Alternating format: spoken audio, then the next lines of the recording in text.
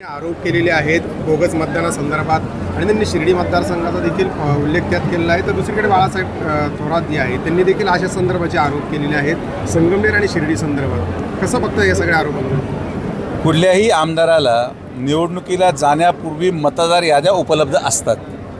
त्याची प्रक्रिया आहे. जेव्हा मतदार यादी प्राथमिक स्वरूपात अंतिम करण्यापूर्वी पब्लिश केली जाते, त्याच्यावर हरकती घेतल्या जातात आणि हरकती घेतल्यानंतर मग पुढे निवडणुकीला अंतिम यादी पब्लिश होते. मग या राहुल गांधीजींच्या जेवढ्या भागांमध्ये त्यांना आक्षेप आहे तिथले आमदार यांनी आक्षेप का घेतला नाही, माझा पहिला प्रश्न. दुसरा प्रश्न की इलेक्शन कमिशनच्या विरोधात बोलत असताना न्यायव्यवस्थेची प्रक्रिया आहे. कोर्टामध्ये जाऊन तुम्हाला पुरावे देऊन इलेक्शन कमिशन विरोधात भांडता येतं, पण जेव्हा इलेक्शन कमिशन म्हटलं की तुम्ही प्रतिज्ञापत्रावर सही करा तेव्हा ते मागं सरकले की मी सही करणार नाही. हा फक्त एक फुसका बॉम्ब आहे या लोकांना ज्यांना नाकारलेला आहे. मग तुमचं काय म्हणणं आहे की राहत्या तालुक्यामध्ये शिर्डी विधानसभेमध्ये 65,000चं मताधिक्य आहे. 1,30,000 मतं माननीय आमदार राधाकृष्ण विखे साहेबांना पडलेत. मग याच्यापैकी बोगस किती आहेत? 65,000चं लीड आहे ना. तुमचं म्हणणं आहे 5,000 बोगस असेल, चला वजा करा 60,000. हे कुठल्याही प्रकारे फक्त आरोप प्रत्यारोप आहेत.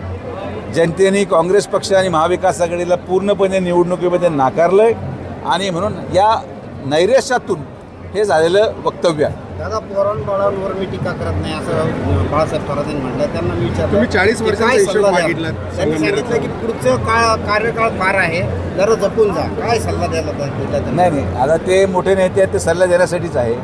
जी भूमिका ते आज घेत आहेत तीच भूमिका विधानसभेवेळेस घेतली पाहिजे होती. जर पोराबाळांवर बोलायचं नव्हतं तर विधानसभेच्या प्रत्येक भाषणावर माझ्याबद्दल का बोलले? का तुम्ही अमोल खताळा खबरी म्हटले? का तुम्ही म्हटले की सुजय विखेला आम्ही पळून लावलं, काट्यात लपला होता तर काटे काढत असेल? मग तेव्हा आम्ही पोराबाळा नव्हतो. आज तुमचा पराभव झाला तर आम्ही पोराबाळा झालो. माननीय थोरात साहेब, आम्ही आमचा सन्मान करतो.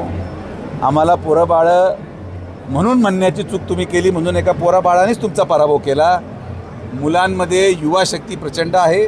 आदरणीय प्रधानमंत्री नरेंद्र मोदींच्या माध्यमातून या देशामध्ये आता कोणाचीही दंडशाही चालत नाही.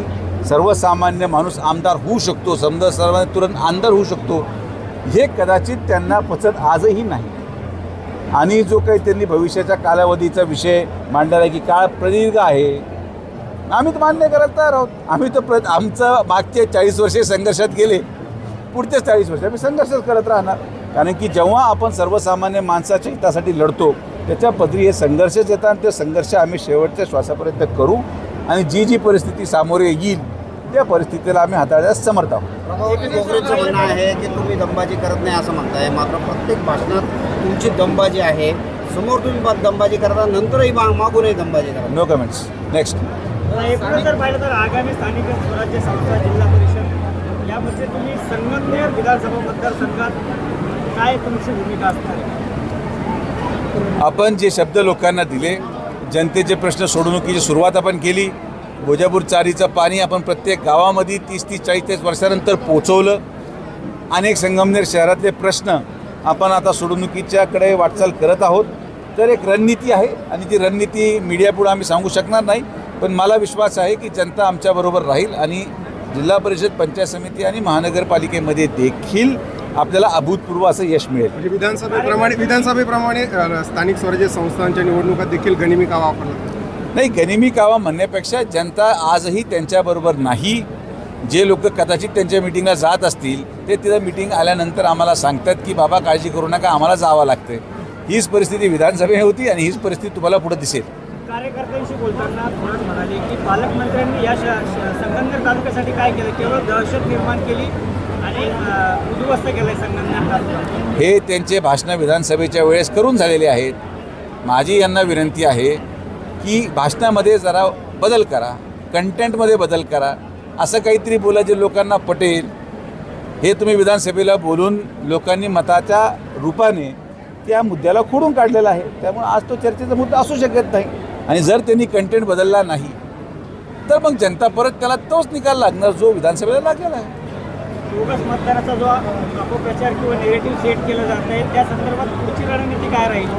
रणनीती दिल्लीमध्ये तयार होते. राहुल गांधीजींना देशाच्या न्यायव्यवस्थेवर विश्वास नाही, देशाच्या निवडणूक आयोगावर विश्वास नाही, देशाच्या मतदारांवर विश्वास नाही आणि म्हणून आता भारतीय कोणत्याही आस्थापनेवर विश्वास नसल्यामुळे मला असं वाटतं की या सगळ्या पदांवर इटलीहून लोक आणावे लागतात की काय, असं मला प्रश्न पडतो जेव्हा की त्यांचा विश्वास संपादन होऊ शकेल. राहुल गांधी संगत तुम्ही सुद्धा अनेक वर्ष राहिलेला आहात. काय कसं वाटतं राहुल गांधींचं आजचं वक्तव्य आणि आधीचं नेतृत्व यात काय फरक दिसतो? मी सांगायची आवश्यकता नाही. त्यांना 20 वर्षापूर्वी लोक नाकारतच होते, 10 वर्षापूर्वी नाकारलंय आणि आजही नाकारलंय, त्यामुळे बदल काहीच दिसत नाही.